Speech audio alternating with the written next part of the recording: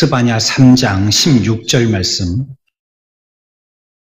그날에 사람이 예루살렘에 이르기를 두려워하지 말라. 시온아 내 손을 들어 내 손을 늘어뜨리지 말라. 너희 하나님 여호와가 너희 가운데 계시니 그는 구원을 베푸실 전능자이시라. 그가 너로 말미암아 기쁨을 이기지 못하시며 너를 잠잠히 사랑하시며 너로 말미암아 즐거이 부르며 기뻐하시리라 하리라. 내가 절기로 말미암아 근심하는 자들을 모으리니 그들은 내게 속한 자라. 그들에게 지워진 짐이 치욕이 되었느니라. 아멘. 찬양하겠습니다.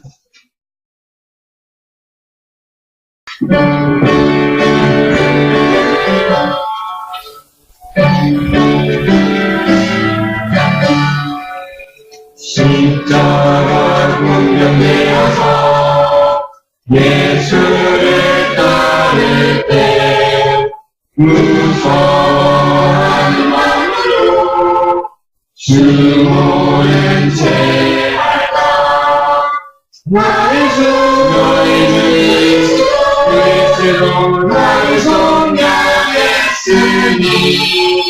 나 십자가의 모습은 저멸류 왔으니 무성 높이를 흘리며 큰 싸움 하는데 나 어찌 편히 누워서 상 받기 바랄까. 나의 주 그리스도 나를 속량했으니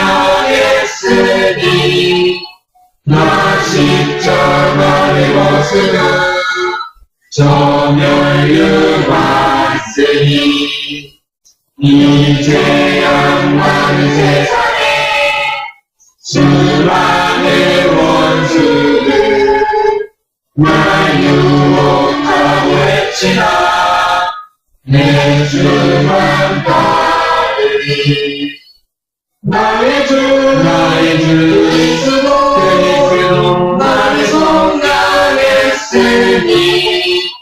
나 십자가의 모습은 저멸류 왔으니 저멸류 왔으려고 못 맞춰 싸울 때 주 내게 용기 주시다 이기게 하시네.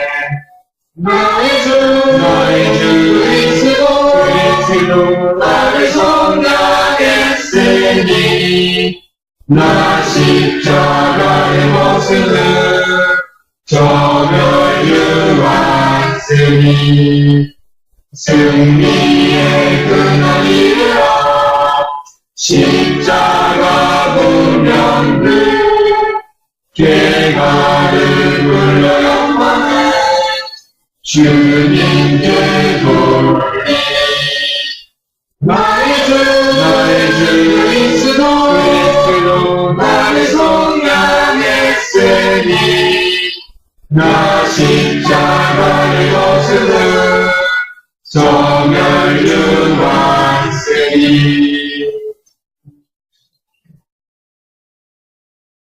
하나님이 우리들에게 말씀을 통하여서 언약하여 주셨는데요. 자신의 말씀의 언약을 지키시도록 하나님께서는 모든 것들을 마련하시고 이루어 가시고 영원히 지켜나가십니다. 주의 언약은 한 말씀도 땅에 떨어지는 것이 없고요. 그 모든 것들이 지금 또 이루어지고 있고 우리가 알고 또 알지 모르는 사이에 그것이 이루어지고 있습니다. 오늘 우리가 읽은 말씀은요. 하나님의 백성들의 시련과 위로에 관계된 말씀입니다. 우리가 16절, 17절, 18절 이렇게 차례로 3절을 읽었지만 이 말씀을 우리가 조금 더 수월하게 이해하기 위해서는 거꾸로 우리가 해석해 나가는 것이 조금 더 우리가 쉽게 이해할 수 있겠습니다. 그래서 18절, 17절, 16절 이런 순서대로 읽어 나가서 그 말씀을 이해해 본다면 우리의 삶에 어떻게 적용시킬지에 대해서 조금 더 쉽게 우리가 이해할 수가 있겠습니다. 18절의 말씀은요, 근심에 빠져 있다는 겁니다. 오늘 스바냐 이거 기록되었던 이 시기에 이 사람들이 지금 근심에 빠져 있다. 이것을 얘기하고요. 그리고 이제 17절에 가서는요, 영광스러운 위로를 볼 수 있다라고 얘기하고 있습니다. 위로를 볼 것이다 라고 얘기하고요. 16절에 가서는 그로 인한 어떠한 담대한 행동들이 우리들에게서 나타날 것이다. 이렇게 얘기하고 있습니다. 그러고 보니까 우리가 이제 거꾸로 이해하는 것이 조금 더 수월하다는 게 무슨 말씀인지 알겠죠? 우리에게 근심이 있었으나 하나님의 위로가 있고 또 그 위로로 말미암아 우리들은 담대하게 행동할 수 있다는 것입니다. 먼저 18절의 말씀을 살펴보겠습니다. 여기에 절기라는 말씀이 나옵니다. 내가 절기로 말미암아 근심하는 자들을 모으리니 그들은 내게 속한 자라. 그들에게 지워진 짐이 치욕이 되었느니라 라고 얘기하고 있습니다. 이스라엘의 거룩한 절기가 잔치가 배설되어지고 제사로 온 나라가 기쁨으로 넘쳐났지만요, 그들에게 슬픔이 있었는데 치욕에 빠졌다라고 얘기하고 있어요. 절기가 얘기된다면 우리나라로 치면 명절이다라고 이해하시는 게 좋다고 그랬죠. 우리 얼마 전에 설날 명절을 지냈잖아요. 이 유대인들도 명절이 있습니다. 그들의 우리는 이렇게 절기라고 표현을 하지만요, 우리 명절 되면은 과일도 풍성한 음식 이거 가지고 여러 가족들과 함께 모여서 기쁘고 즐거운 시간을 보내지 않습니까? 이들도 마찬가지로 그렇게 하는데요. 이렇게 온 나라가 명절을 지키느라고 기뻐하고 즐거워하고 있는데 외형으로 볼 때는 굉장히 기쁘고 즐겁고 근사하고 기대했던 그런 날이었지만 내실은 치욕에 빠져있는 슬픔과 고독 가운데 있다라고 얘기하고 있는 것입니다. 그들의 절기를 오늘 우리가 이 시대에 살고 있는 우리의 현대에 적용해 본다면 바로 주일이라고 할 수 있겠습니다. 믿는 사람들에게는 주일이 바로 거룩한 절기입니다. 가장 큰 날이죠. 어떤 날보다도 우리가 귀하게 생각하고 또 유대인들이 절기의 기쁨을 만끽하듯이 우리들도 주일로 통하여서 기쁨과 즐거운 가운데 잠겨야 하는 날입니다. 그날이 바로 주일입니다. 이 주일 할 때 여러분들이 달력에 보시면 한자가 글자가 써 있는데 월화수목금토일 이렇게 요일에 한자들이 써져 있는 그런 달력들이 있는데 보면 그 주일의 주자가 무슨 주자입니까? 주님을 나타내는 겁니다. 귀한 주님의 날이라는 걸 얘기하고 있어요. 이 날은 내 날이 아니라 하나님의 날이라는 걸 얘기하고 있습니다. 이 날은 내가 쓰고 싶은 대로 내 마음대로 내가 하고 싶은 일을 하는 날이 아닙니다. 그분의 날이기 때문에 그분을 위해서 써야 된다라고 이렇게 얘기하죠. 이것이 우리들에게 가장 큰 명절인 주일입니다. 그럼에도 불구하고요, 이 시대에도 치욕에 빠져 있는 상태에 있습니다. 거룩한 예배가요, 죄악 가운데 있기 때문에 우리들은 고통에 빠져 있는 것입니다. 슬픔에 빠져 있는 것입니다. 의심의 소리가 퍼져나가고요, 진리가 아닌 상상과 기대, 인위적인 가치가 복음의 순수성을 더럽히는 이런 시대에 살고 있습니다. 날 자체는 하나님이 제정하신 거룩한 날이고 주님의 기쁜 명절이지만 이것을 지키고 있는 우리들은 치욕적인 상태에 머물러 있다는 것입니다. 안타깝게도요, 하나님의 말씀 계시 대신에 인간의 철학이 난무하고 있습니다. 하나님의 흠없는 가르침 대신에 자신의 짐작이나 생각이 더 우선시되고 있습니다. 그리스도의 복음이요, 날마다 바뀌어지고 수정되어야 할 어떤 진보적인 성장의 대상이 되어가고 있다는 것입니다. 고리타분하고 이 시대에 맞지 않기 때문에 이것을 어떻게 변화시켜야 되고 사람들을 많이 끌어모으기 위한 수단과 방법으로 이것을 탈색시켜야 된다는 것이 오늘날 강단에서 흘러나오고 외치고 있는, 온 교인들이 호응하고 있는, 정말로 명절을 지키는 우리들이 기뻐해야 함에도 불구하고 그 내용에서는 치욕적인 나날을 보내고 있다는 것입니다. 이것이 예수를 바르게 믿으려고 하는 진실한 우리들에게는 고통임을 스바냐서에서는 기록하고 있는 것입니다. 생명이 없고요, 영적인 능력이 결핍되어 있고요, 말씀보다는 인간 위주의 분위기가 하나님의 교회에 슬그머니 스며들어오는 것을 볼 때 진실한 성도들은요, 그 가운데서 견딜 수 없는 고통을 느끼게 되는 것입니다. 교회사적으로도 볼 때에 차지도 덥지도 않아서 주님께서 입으로 토해냈으면 싶다 했던 라오디게아의 교회의 초상을 보는 것과 같습니다. 라오디게아 교회는요, 돈을 자랑했던 교회입니다. 돈이 많았던 교회입니다. 부족함이 없어서요. 교회 밖에서부터 부러움을 샀던 교회입니다. 야, 굉장하네, 대단하네, 어마어마하네. 이렇게 예수 믿지 않는 사람들이 교회를 볼 때 부러워할 정도였다는 것이에요. 하지만 그러는 동안에요, 교회의 주인은요, 교회 문 밖에서 끊임없이 문을 두드릴 수밖에 없는 형편이었다는 겁니다. 주님은 들어가실 수 없는 교회, 주님은 예배할 수 없는 교회, 주님은 교제할 수 없는 교회.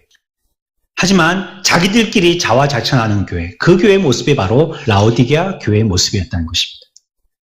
교회는 열정을 잃었고요, 뜨겁지도 차갑지도 않고 이 정도의 수준으로만 지속되면 좋겠다라는 소원을 가졌던 교회입니다. 큰 문제는 발생시키지 말고, 그렇다고 너무 이성적으로 빡빡하게 공부를 하든지 법적으로 뭘 하든지 훈련을 하든지 이렇게 하지 말고 그냥 조용히 우리가 있는 이 수준에서 위험스러운 거, 피곤한 거 이런 거 한번 해보려고 대시하지 말고 이대로 그냥 가는 대로 순적하게 이렇게 해나가기를 바랐던, 굉장히 인본적인 이런 방법을 택하였던 교회가 바로 라오디게아 교회였다는 것입니다. 대속을 외쳤지만 그 대속 가운데는요, 주님이 없었고요, 풍성함과 명성에 취해서요, 자기들이 어디로 가야 될지 목적 없는 삶을 살았던 교회입니다. 한마디로 얘기하면 주님을 떠나고 만족해가면서 자기들 나름대로의 길, 마이웨이를 외쳤던 그런 교회가 바로 라오디게아 교회입니다. 하지만 그 교회는 겉으로 보기에는 교육이 있었고요, 드러내고 싶은 화려한 달변과 과학이 있었고요, 인간의 이해와 상식이 있었고요, 사람의 감정과 일리만을 소유하고 있었던, 그래서 많은 사람들에게는 정말로 인기 있는 교회였다는 것입니다. 사람들의 감정과 우리들이 하고 싶은 욕망을 채워줄 만한 마땅한 교회였다는 것입니다. 사람들이 와서 교회에서 무엇을 얻고 싶어 하는지 정확하게 알고 싶어 하는 것과 채우고 싶어 하는 것을 그들에게 베풀어주는 교회였다는 겁니다. 하지만 주님은 그 교회를 토해내치고 싶다라고 말씀하셨어요. 예수님의 가르침, 사도의 가르침, 성경의 질서 이런 것 별로 중요하지 않았습니다. 코에 걸면 코걸이고 귀에 걸면 귀걸이고 하나님의 말씀을 자기 마음대로 해석해서 적용시켰습니다. 우리에게 유리한 거는 그것을 침소봉대하였고 우리에게 불리한 거는 못 본 척 외면하였습니다. 거기다가 교회가 세상을 따라가는 모습이요, 독버섯처럼 퍼져나가고 있었던 교회입니다. 교회에 세상이 들어오면요, 교회는 망하고 맙니다. 세상에 신문명, 신문화 이런 것들이 있어서 우리들도 그것을 같이 해보면 교회는 정말 더 합리적일 것 같고 바람직할 것 같지만 그렇지 않습니다. 교회에 세상이 들어오면요, 교회는 썩고 말아요. 교회에 무엇이 들어와야 되는지, 무엇을 변혁시키고 개혁시킬 것인지에 대해서는 성경을 가지고 우리들은 아주 진지하게 질문해 보아야 합니다. 성도라는 이름이 부끄럽게도요, 세상의 모든 성도들은 재미에 취해 있었고요, 세상에서 얘기하는 뉴스의 모든 성도들의 뉴스거리, 그것이 그들의 얘기거리, 교제거리가 되었습니다. 안타깝게도 교회와 세상 사이에 이제 더 이상 이것이 세상이다, 이것이 교회다 할 만큼 충분하고 뚜렷한 구분이 사라져버렸습니다. 들어와 보니까 세상이나 별반 다를 게 없고, 세상에 나가봤더니 교인들보다 더 훌륭한 인격을 갖고 있는 사람들이 많고, 오히려 교회보다 세상에 더욱더 매력적인, 교회나 세상이 섞여서요, 별반 차이를 느끼지 못하는 겁니다. 예수 그리스도를 구주로 고백한 사람들이 불신자들과 손잡고요, 그것으로 말미암아 기뻐하고 즐거워할 때 오늘 스바냐서에서는 그것이 괴롭고 힘들고 고통스럽다라고 얘기하고 있는 것입니다.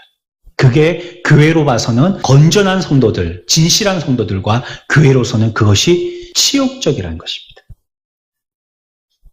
교회와 세상은 오늘날 병들어 있습니다. 스바냐서가 기록되었던 이때의 역사가 오늘 우리가 똑같이 답습하고 있는 것입니다. 오늘 읽은 말씀에서 이 시대의 사람들은요, 악한 영이 실존하지 않는다고 말하는 자들까지도 나타났어요. 영이 없다는 거예요. 귀신이 어딨어? 라고 얘기하는 겁니다. 어떤 이들은 악한 영이 있다 할지라도 그렇게 심각하게 우려할 만하지 않다라고까지도 얘기합니다. 별거 아니야 라고 얘기하는 것이죠. 더 강박한 자들은요, 이와 같은 이런 세상적인 그리스도인들로 봐서는 치욕적인 것을 시대의 자기의 자랑거리로 삼고 있더라는 겁니다. 교회에서조차. 한국 교회가 얼마나 지탄을 받고 있습니까? 왜 그럴까요? 그들이 기대했던 교회가 아니기 때문입니다. 예전에 이 조국과 이 민족을 이끌고 나갔던 그리스도인들이 있었습니다. 자신을 헌신하고 자기의 목숨을 바치면서 그리고 자기가 가지고 있는 모든 것들을 갖다가 다 사회에 환원해 가면서 학교를 세우고 병원을 세우고 교회를 세워서 많은 사람들을 가르치고 살려냈었습니다. 오늘날은 어떻습니까? 예수 믿는 사람들이 더 빠꾸미가 됐죠? 어느 동네에 땅값이 오르는지, 어떻게 하면 불로소득을 얻을 수 있는지, 가만히 앉아서 차익으로 내 배를 채울 수 있을지, 훨씬 예수 믿는 사람들이 더 빠꾸미들이 됐어요. 세상이 예수 믿는 사람들 이제는 손가락질하기 시작했습니다. 어떻게까지 되었냐면 이제 교회가 세상의 법정에 가서 우리의 시비를 가려달라고 고소에 대하여서 그 앞에 머리를 조아리기까지 되어진 이런 지경에 이르렀습니다. 세상을 심판하고 세상을 판단해야 할 교회가 오히려 교회의 문제를 가지고 세상 가운데서 이것을 판정해달라고 할 정도로 우리들에게는 이것을 판정할 자정 능력이 없어졌다는 겁니다. 교회에서 누가 높임 받습니까? 기업의 사장들, 회장들, 의사들, 판사들, 사자 달린 이름을 갖고 있는 연봉 센 사람들, 그런 사람들은 앞자리 좋은 자리에 가운 입고 앉아 있습니다. 돈 없고 힘들고 연약하고 장애 있고 백도 없는 사람들은 들어오든지 말든지 상관하지도 않습니다. 좀 대단한 사람이 들어오면 모두가 그 사람을 주목합니다.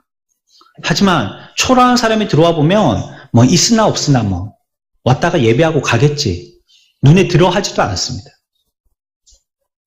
이것이 스바냐 이 시대에 기록되었던 이 시대에 명절을 지냄에도 불구하고 치욕으로 삼았던 그들의 심정과 우리의 지금 상황과 일치한다는 거예요. 매 주일을 보내고 있지만 주님이 우리들에게 거룩한 말씀으로 선포되어지고 이 주일의 거룩한 명절로 통하여서 우리의 양식을 삼아야 되는 기쁜 주님의 임재를 확인하게 되어지는 귀한 날임에도 불구하고 이날 우리들은 치욕의 삶을 살고 있더라는 겁니다. 오히려 우리가 모여서 교회를 모욕하고 있다는 뜻입니다. 많은 성도들이요, 성경에서 표현하고 있는 것처럼 대접으로 포도주를 마십니다. 귀한 기름으로 몸에 바르고 살고 있습니다. 하지만 말씀을 얻는 삶에 대해서는요, 그 말씀을 자기가 뒹구르면서까지 지켜나가고 실행해 나가고 세워나가려고 하는 데 대해서는 별로 근심하지 않습니다. 그것이 별로 그들에게는 치욕거리가 되지 않더라는 거예요. 말씀대로 살아나가지 않는 것은 자기에게 치욕거리가 되지 않아요. 단 세상에서 불쌍하게 여김받는 거, 불쌍해서 세상에서 상대적으로 뒤처지는 것, 이걸 치욕적으로 생각하더라는 겁니다. 그리스도인들조차. 하지만 진실한 성도들은요, 영적으로 깊은 괴로움을 느끼면서 십자가를 집니다. 그리스도를 위한 치욕을요, 애굽의 각양값진 우물보다도 더 부유한 것으로 여겼어요. 그리스도의 대속과 교회의 영광이 존귀함을 받지 못할 때 그때 괴로움을 느끼는 것입니다. 여러분, 성도들에게 번영이 뭡니까? 우리 그리스도인들에게 번영이 과연 무엇을 번영이라고 얘기할 수 있습니까? 큰 건물이 번영입니까? 세상이 겁내하는 권세를 가지고 있는 교회가 번영입니까? 아니면 장고가 동그라미가 몇 개인지 셀 수 없을 정도로 많은 이러한 돈을 갖고 있어야지 그것이 교회의 번영입니까? 사회에 영향력 있는 교인들이 있어야지만 그것이 교회의 번영입니까? 그것은 추구할 것도 아니고요. 그것은 결코 그리스도인의 번영이라고 얘기할 수 없는 것들입니다. 성령께서 죄인들에게 복된 말씀을 부어주셨어요. 날마다 회개하게 하고 거룩한 성도들로 세워져 나가는 것이, 이것이 진정한 번영입니다. 오늘날 이 시대에 우리가 요청해야 될 것, 우리가 소원하고 바라며 따라가야 할 것, 추구하며 기뻐해야 할 번영은 바로 그러한 번영인 것입니다.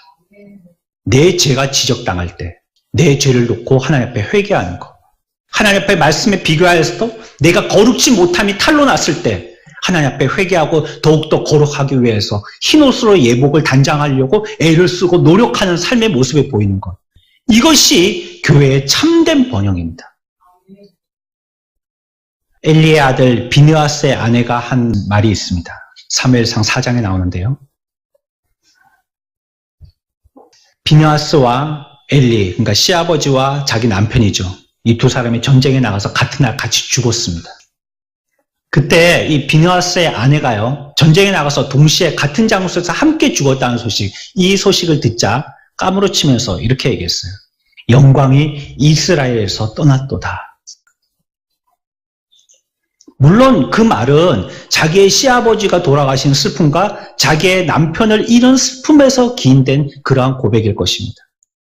그에게는요, 영광이 이스라엘에서 떠났도다 하며 표현을 좀 묘하게 했어요. 그리고 성경 뒤에서 그 상황을 설명하고 있는데 뭐라고 얘기하고 있냐면 하나님의 법궤가 빼앗겼으므로 라고 설명하고 있습니다. 이 비느하스의 아내의 슬픔은요, 남편과 시아버지의 죽음도 있지만 더 큰 것은요, 하나님의 영광을 빼앗기 때문에 더욱 슬펐다는 거예요. 그리고 그가 죽으면서 아이를 낳게 되는데요, 그 아이의 이름을 지을 때 이가봇이라고 짓게 됩니다. 그 뜻은 하나님의 영광이 이스라엘에서 떠났다는 뜻입니다. 이 여인의 고통은요, 교회와 여호와의 영광 때문이었습니다. 진정한 하나님의 백성들이 그렇다는 것입니다. 정말로 하나님을 신실하게 믿으려고 하는 그리스도인들은요, 하나님의 영광에 대해서 슬퍼하며 떨게 됩니다. 그들은 진리가 부정되는 것을 괴로워합니다. 말씀을 신실하게 붙들고 그 말씀대로 실행해 나가려고 하는 몸부림이 없는 것을 보고 고통스러워합니다. 몸은 편하지만 영혼이 괴로워서 슬퍼하며 그것을 치욕거리로 느끼는 것입니다. 그렇지만 우리의 심령에 이와 같은 무거운 짐이 있다면 그것은요, 정말로 그 사람이 하나님을 사랑한다는 증표입니다. 반대로 우리가 이러한 영광이 떠났음을 보았음에도 불구하고 우리의 마음에 이와 같은 슬픔과 괴로움이 없다면 하나님을 진정으로 사랑하는 것이 아닙니다. 예수님을 사랑하는 사람들은요, 그분의 상처를 같이 아파하는 것입니다. 그분의 영이 고통당하실 때 우리들도 함께 괴로워하는 것입니다. 그리스도께서 멸시당하실 때 그분의 제자들도 함께 멸시를 받았습니다. 오늘날 한국교회에, 하나님의 교회의 죄악은요, 모든 성도들의 슬픔입니다. 그러면서도 이 슬픔은요, 민감하고 생명력이 있다는 영성의 징표입니다. 영적이지 못한 사람들은요, 진리나 은혜에 대해서 별로 관심이 없습니다. 세상적인 번영만을 추구합니다. 번지르하기만을 원한다는 거예요.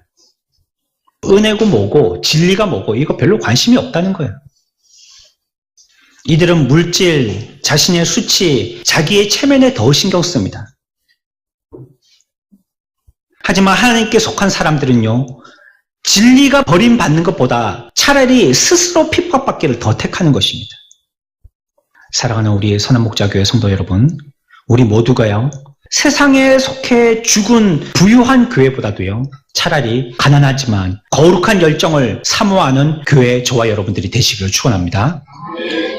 우리가 진실을 버린다면, 진리를 버린다면 이미 우리들은 스스로 우리가 교회가 아니라고 부정하는 것입니다. 말씀과 그 길을 반대로 가고 있다면 우리의 무리의 숫자가 몇백이 되고 몇천이 된다 할지라도 그 수는 허무한 숫자에 불과합니다. 아무도 진리를 얘기하려고 하지 않고 오직 사람들의 일리만을 얘기하고 이해와 합리만을 얘기하고 평안과 안락만을 얘기한다면 이미 그곳은 교회가 아닌 것입니다. 하나님의 영광이 이가봇 떠난 곳입니다. 주님의 집이 우리 집이에요. 그래서 같이 괴로워하는 것입니다. 주님의 가족이 우리의 가족이에요. 그래서 같이 기뻐하는 것입니다. 이 복음이 세상을 다스리지 못하고 교회에서 왕이 되지 못하신다면 우리 스스로 수치를 당하고 있다고 느껴야 됩니다. 하나님의 교회에서 복음이 외쳐지지 않고 세상 얘기를 한다면 재밌다고 박수치고 좋다라고 은혜스럽다고 얘기할 게 아니라 나를 모욕하고 있구나라고 생각해야 된다는 겁니다. 하나님의 교회가 지금 짓밟히고 있구나라고 생각해야 된다는 거예요. 그럴 때 우리들은 수치를 당했다고 느껴야 되는 거예요. 이 일은 결코 하찮은 일이 아닙니다. 중대한 일입니다. 이것은 우리에게 생명과 또 같은 일입니다. 19절에서는 처음에 뭐라고 얘기하고 있습니까? 그때 내가 너를 괴롭게 하는 자들을 다 벌하고 저는 자를 구원하며 라고 얘기하고 있습니다. 간사하고 거짓된 선지자들이 바른 말씀을 전해주지 않을 때 그 말씀을 듣고 우리들은 절개됩니다. 바르게 가지 못하게 된다는 거예요. 바른 걸음을 내딛지 못하게 된다는 거예요. 자꾸 쩔룩거리게 된다는 것입니다. 순수한 복음이 선포되지 않을 때요. 그리고 그 복음을 전적으로 믿고 실행하지 않을 때요. 하나님의 백성들은 삶의 여정에서 필요한 모든 힘들을 빼앗기게 되는 겁니다. 다리에 걸어갈 힘이 없어서 그래서 쩔룩거리면서 갈지자로 걸어가게 되는 것입니다. 바르게 가르쳐주지를 않으니까요.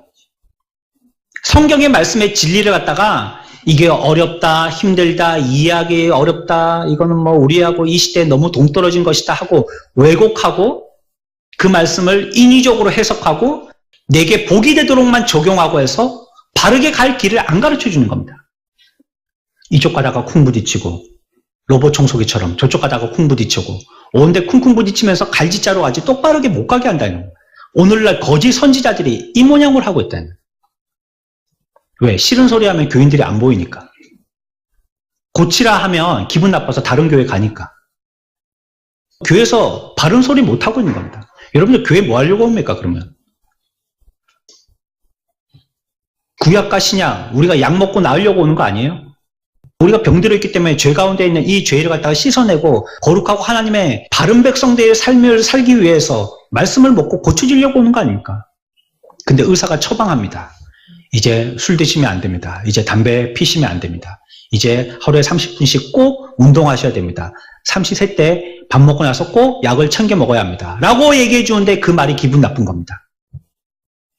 나 술 먹는다고, 나 담배 핀다고, 나 운동 안 한다고, 내 마음대로 먹고 싶을 때 약 챙겨 먹는다고 바르게 먹으라 한 그 소리가 기분 나쁜 겁니다. 그래서 강단에서는요 그런 말 하지 않게 됐습니다. 이제 여러분들에게 복 받으십시오, 은혜 받으십시오, 축복을 빕니다. 하나님께서 큰 은혜를 여러분들에게 주실 겁니다. 예수 믿으면 다 잘 될 겁니다. 이런 말만 하는 겁니다. 왜? 듣기 좋은 소리니까 그 교회에 모인다는 거예요. 하지만 우리의 인생에서는요, 그 사람이 정말로 힘을 내서 무릎에 힘을 넣고 걸어가야 할 바른 길을 걸어가지 못하도록 하는 것입니다. 잘 먹고 많이 먹고 열심히 가서 낭떠러지에 떨어지십시오 하는 겁니다. 신나게 달려가서 낭떠러지에 떨어지십시오. 안 좋은 거 많이 드셔갖고 병 드십시오. 어느 길인지 모르지만 줄기차게 그냥 다람쥐 채바퀴 돌듯이 열심히만 달려가십시오. 이렇게 외치고 있다는 거예요. 이런 말들은요, 우리의 강함을 약함으로 만듭니다. 또 믿음의 역사와 사랑의 수고와 소망의 인내를 모두 그 자리에서 정지시켜버립니다. 하지 않게 됩니다. 거짓 교훈은 많은 사람들로 잘못된 길로 방황하게 만들고요. 소망을 품었던 사람들이 삶의 길을 잃고 헤매게 만듭니다. 사람들을 회개시키려고 진리가 더 이상 선포되지 아니하는 치욕적인 교회의 시대가 된 것입니다. 하지만 하나님의 백성들은요, 악한 상황에 처해 있는 동안에도요, 소망을 버리지 말아야 됩니다. 주께서 방황하는 백성들을 회복해 주시겠다고 약속했기 때문입니다. 우리가 비록 난감한 상황에 있지만, 어려운 형편 가운데 있지만, 사방에 우겨싸움을 당하는 것 같이 도망갈 길이 없이 완전히 포위 상태에 있는 이런 지경에서 우리가 믿음 생활을 하지만, 어디가 길인지 도무지 찾지 못하여서 찾다가 겨우 주님 앞에 왔지만, 그래도 여러분 소망을 버리지 마십시오. 19절 보실까요? 온 세상에서 수욕받는 자에게 무엇을 얻게 한다고요? 칭찬과 명성을 얻게 해주신다는 겁니다. 20절에 뭐라고 얘기했습니까? 너희에게 천한 만민 가운데서 명성과 칭찬을 얻게 하리라. 나 여호와의 말이니라. 아멘. 사랑하는 성도 여러분, 우리에게 치욕적인 일이 있지만요, 나팔 소리 같은 하나님의 진리가 다시 울려 퍼질 줄 믿습니다.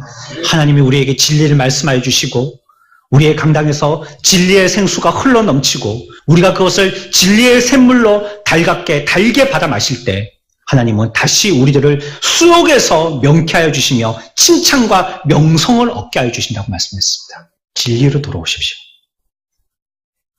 짐지고 근심하는 사람들은 기쁨과 아름다운 옷으로 갈아입게 될 것입니다. 주님의 속죄가 찬양과 영원한 기쁨이 되어서요, 그들의 머리 위로 되돌아올 것입니다. 이런 날이 오리라라고 우리들에게 얘기하고 있습니다. 이런 것이 우리들에게 걱정거리인 것입니다. 이것이 우리들에게 시련인 것입니다. 오늘날엔 예수 믿는다고 예전에 일제시대와 6.25 전쟁 때와 같이 총칼을 우리의 목에 겨누고 예수 믿으면 죽인다는 핍박은 없습니다. 우리나라는 종교의 자유가 있는 나라이기 때문에 그렇습니다. 어떤 사람이든지 다 교회로 오더라도 그것이 문제가 되지 않습니다.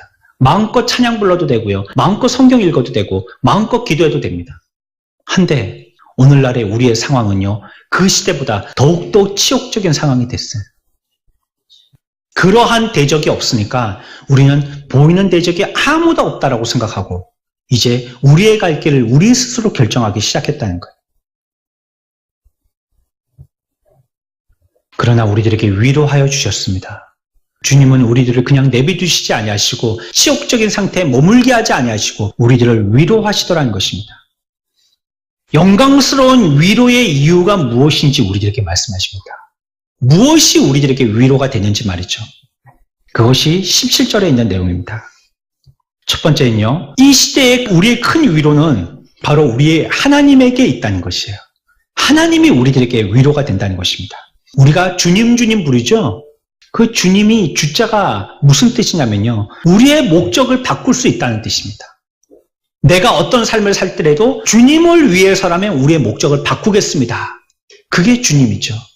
우리가 어떤 목적을 추구했을지라도 그 목적에서 떠나겠습니다 하는 게 주님이죠. 그러나 그 주님은 스스로 변하지 아니하시는 겁니다. 우리의 목적은 변화시키시지만 하나님은 절대 존재하시고 그 목적은 변하시지 않은 분이세요.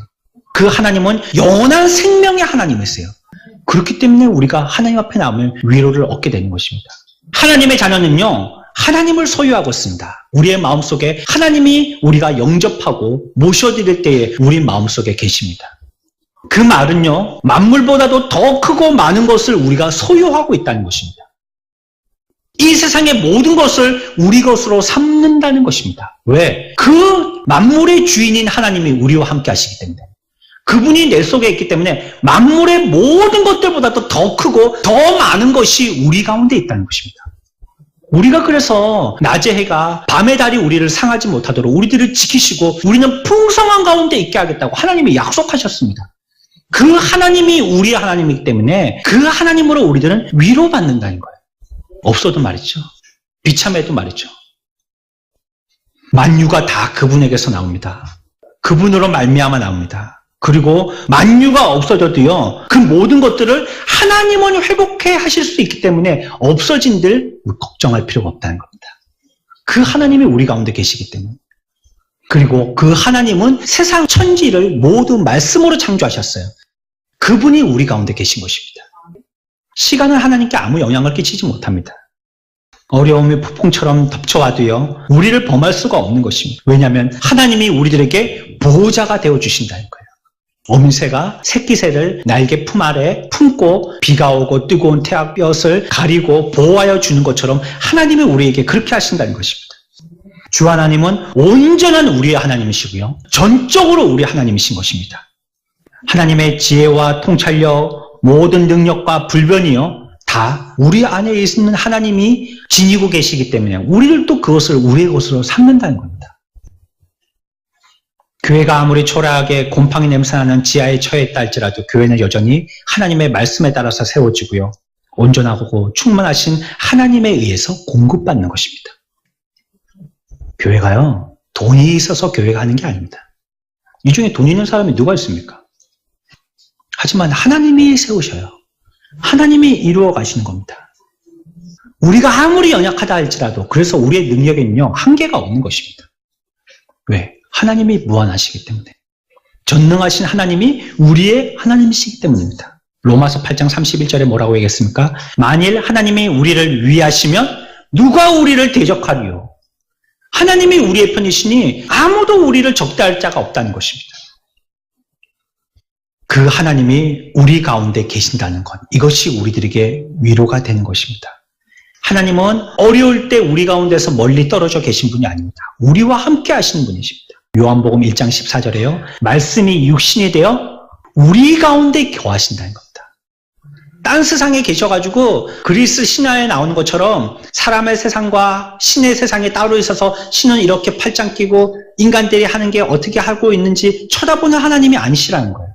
그 하나님이 이 땅에 우리 가운데 계신다는 겁니다. 이분이 여호와 하나님이에요. 하나님의 존재가 우리들에게 위로가 되고요. 하나님이 우리 가운데 계심이 또한 우리에게 위로가 되는 것입니다. 비록 육체적인 임재는 우리와 떠나 계시지만요. 그분의 영적인 임재가 우리 모든 성도들이 소유하고 있는 것입니다. 그 하나님을 우리가 모시고 있는 것입니다. 그러므로 우리가 예배할 때요. 만군의 여호와께요. 그 하나님이 우리와 함께 하신다는 것을 확신 중에 예배해야 합니다. 이 가운데 하나님이 함께 하십니다. 우리의 예배 가운데 하나님이 함께 하십니다. 이걸 믿고 예배해야 하는 것입니다. 우리 가운데 계신 것이에요. 여러분들 그런 거 봤어요? 예전에 영화에 보니까 그런 영화가 있더라고요. 앞에 대적들이 구름대같이 모여있어요. 옛날 전쟁은 들판에서 광야 가운데서 말이에요. 미사일 쏘거나 뭐 게릴라전을 하거나 뭐 숨어서 기습하거나 이렇게 안 하고 막 1대1로 붙잡고 왁 싸우잖아요. 막. 이쪽 숫자가 많고 이쪽 숫자가 많고 하면 그 가운데서 아주 치열한 전쟁이 벌어지죠.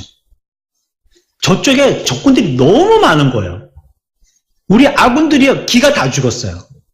우락부락한 사람들에다가 장수들도 뭐 키가 막 이렇게 크고 무기들도 막 배틀체 같은 창틀을 들고 나와 있고 갑옷도 막 우리가 입고 있는 이런 막 헝겊대기가 아니고 쇠로 된 갑옷을 입고 있고 막 머리에는 철모를 쓰고 있는데 무시무시하게다가 얼마나 돈들이 많은지 아름다운 문양을 새겨놔서 예술작품 같은 철모들 다 쓰고 나와가지고 전부 다 막 우레와 같은 소리로 막 빨리 공격 신호만 내리라고 전부 다 막 씩씩거리고 서 있는 겁니다. 우리 아군들이 다 기가 죽었어요. 야, 이거 보나마나 전쟁 시작하면 빨리 뒤로 돌아 해서 도망쳐야 되겠구나. 전부 다 눈치가 아군들은 그런 거예요. 그럴 때 아주 위대하고 뛰어나고 전술에 강한 장수 한 명이 뒤에서 달려 나옵니다. 그런데 그와 같이 초죽음 초상집 같은 아군의 분위기가요. 그 한 사람이 나타날 때 완전히 토치로 불을 붙여갖고 불이 살아나는 것처럼요. 갑자기 막 환호하는 겁니다. 막 우리의 왕이 나타났다고, 우리의 장수가 나타났다고. 이 장수 하나만 있다면 저 많은 적병들은 낙엽잎처럼 다 떨어져 나갈 거라고. 우리에게 이 사람이 있으니까 이제 전쟁은 끝난 것이라고. 이전까지 하고 지금하고 완전히 다르다고. 이 장수가, 이 장군이 우리 가운데 있다라고. 갑자기 그 사람의 얼굴을 보고 그 사람이 아군의 대열 가운데에 뚜벅뚜벅 앞을 향해서 걸어 나올 때 모든 군인들이 환호하는 겁니다. 분위기가 역전이 되었어요. 우리 가운데 하나님이 함께 하십니다. 우리의 전쟁 가운데요, 하나님이 함께 하세요. 이 전쟁의 대열 가운데 하나님이 함께 하세요. 우리가 기죽을 게 뭐가 있습니까? 하나님의 장군이세요. 하나님이 이 전쟁의 장군이시란 말이에요. 또 무엇으로서 우리가 위로를 받습니까? 하나님은요, 구원의 능력이 넘치는 분이시기 때문이에요. 17절에요. 너희 하나님 여호와가 너희 가운데 계시니 그는 무엇을 베푸신다고요? 구원을 베푸시는 능력자시라는 겁니다. 구원을 베풀어 주신다는 것입니다. 하나님은 공의를 행하고요, 구원을 베푸시는 하나님이십니다. 그래서 우리들은 이렇게 기도할 수 있어요. 하나님, 우리에게 구원을 베풀어 주시옵소서. 하나님, 주님의 교회를 냉담함과 죄악으로부터 구원해 주십시오. 하나님, 교회를 세상과 형식주의로부터 구원해 주십시오. 하나님, 회심하지 않는 많은 믿지 않는 자들이 주님께 나와서 주님을 믿도록 그들을 구원시켜 주십시오. 하나님, 우리가 낳은 우리의 자녀들이지만 하나님을 모르고 있고 말씀에 은혜 받지 못하고 있는데 이들에게 하나님 구원을 허락하여 주십시오. 우리의 사업 가운데 모든 문들이 닫혀 있어서 더 이상 해결되지 않은 이런 상황 가운데서 하나님, 우리의 사업에도 구원의 길을 열어주십시오. 우리의 몸이 육체의 피곤함과 병들어 있는데 하나님께서 우리들에게 구원을 허락하여 주셔서 다시 건강을 회복하여 주님의 착하고 충성된 일꾼 되게 해주십시오. 주님이 구원의 하나님이시기 때문에 우리들은 구원을 요청할 수 있는 것입니다.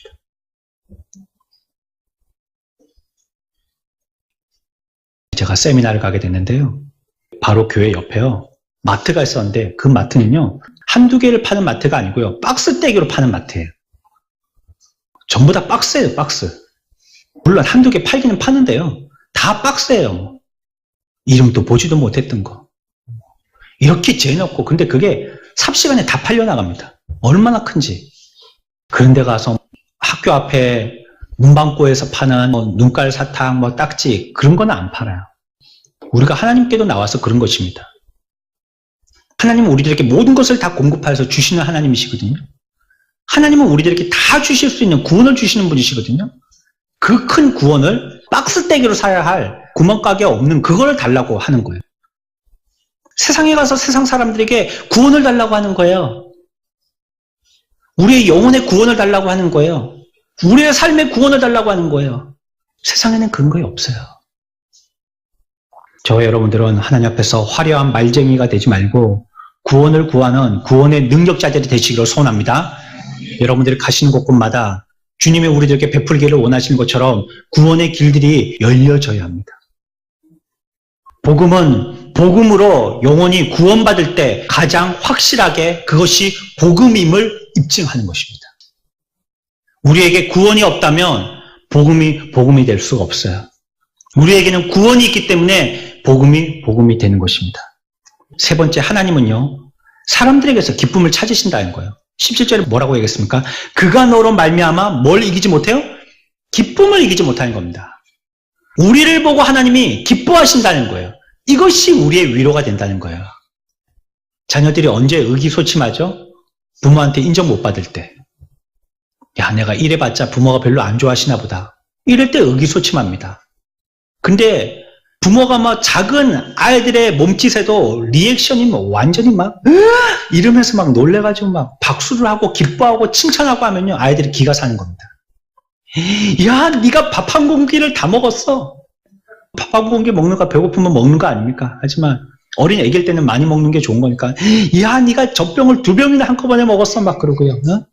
좋아하는 겁니다. 그러면 아이가 그게 칭찬이니까 너무 기뻐서 이거 먹으면 엄마가 좋아하나 보다 하고 젖꼭지가 목구멍에 넘어가라고 쪽쪽 빨아 당기는 겁니다.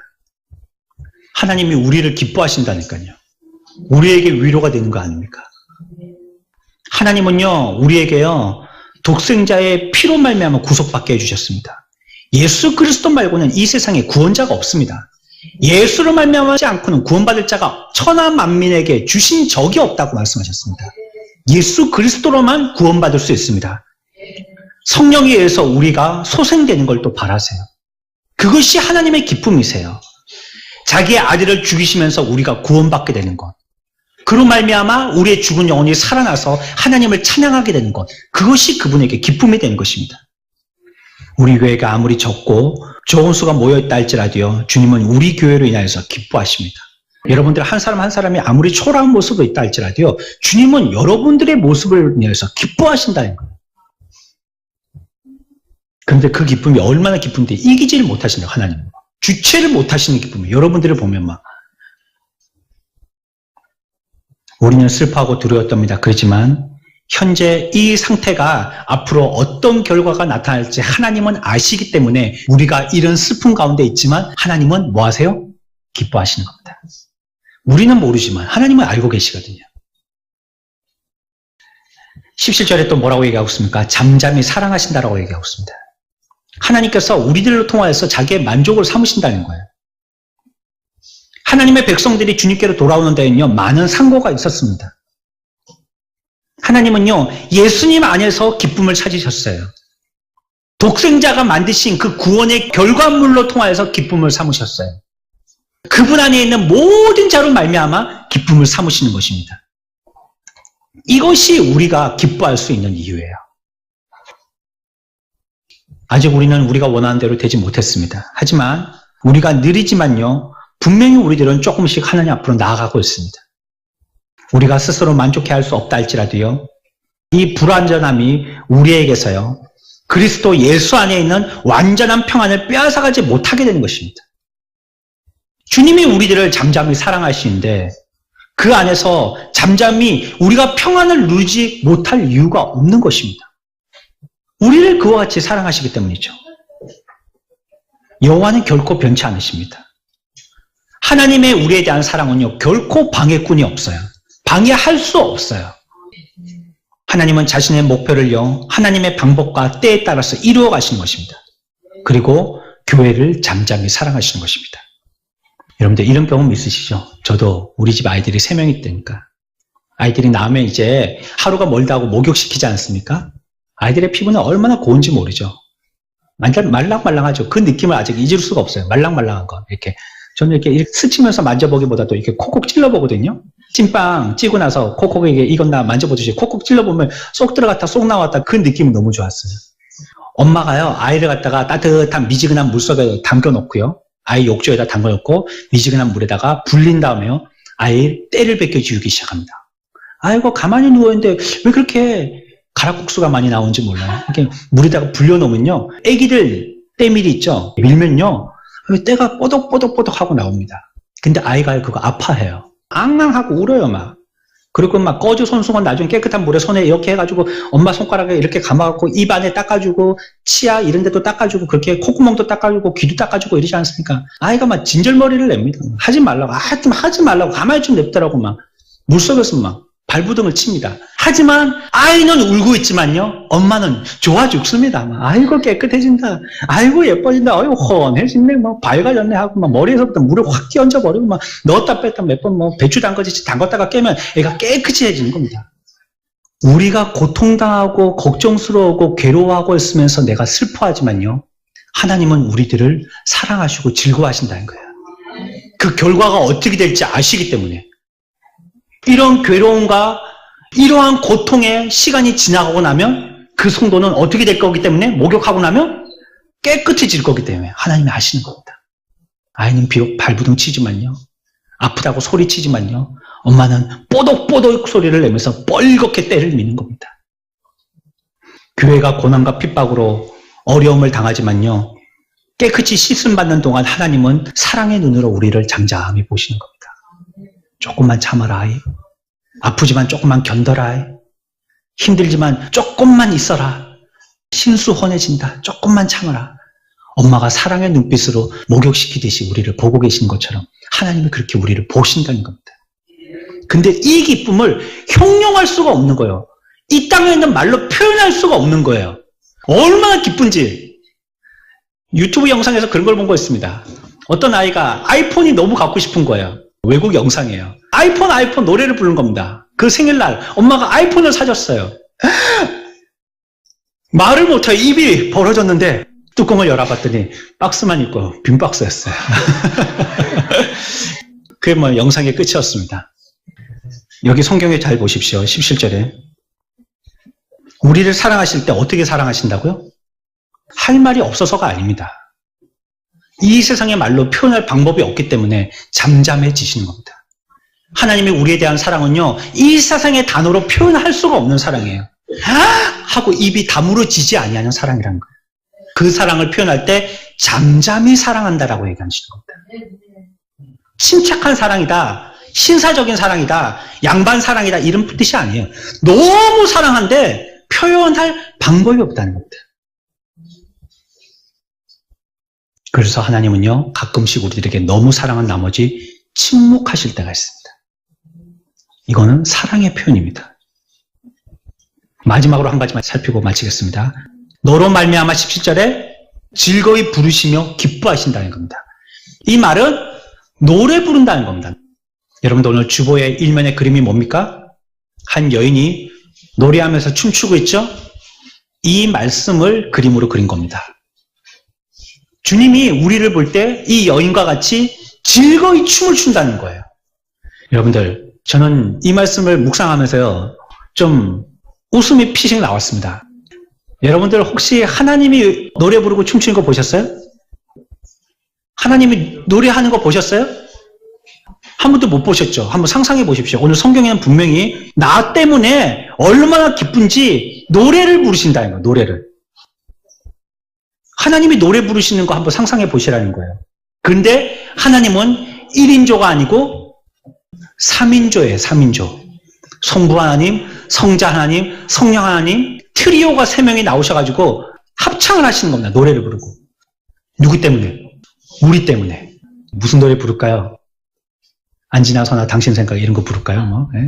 예? 그런 세상 노래는 아니겠죠. 하지만 우리를 너무 기뻐하시고 사랑한 나머지 우리를 보고 노래하신다는 거예요. 여러분들 성경 찾아보셨죠? 창세기에 하나님이 말씀으로 천지를 창조하셨습니다. 그렇죠? 며칠 동안 창조하셨죠? 6일 동안 창조하셨죠. 완벽하게 창조하셨습니다. 질서 정연하게. 하지만 모든 것들이 하나님의 만족이 되었지만 하나님은 뭐라고 표현하셨냐면요. 보시기 좋았더라. 끝. 이 찬란한 세상을 만들었음에도 불구하고 하나님은 보시기 좋았더라가 끝입니다. 한데 인간을 만드시고 난 다음에 우리를 보시면서는 어떻게 한다고요? 노래를 부르신다는 거예요.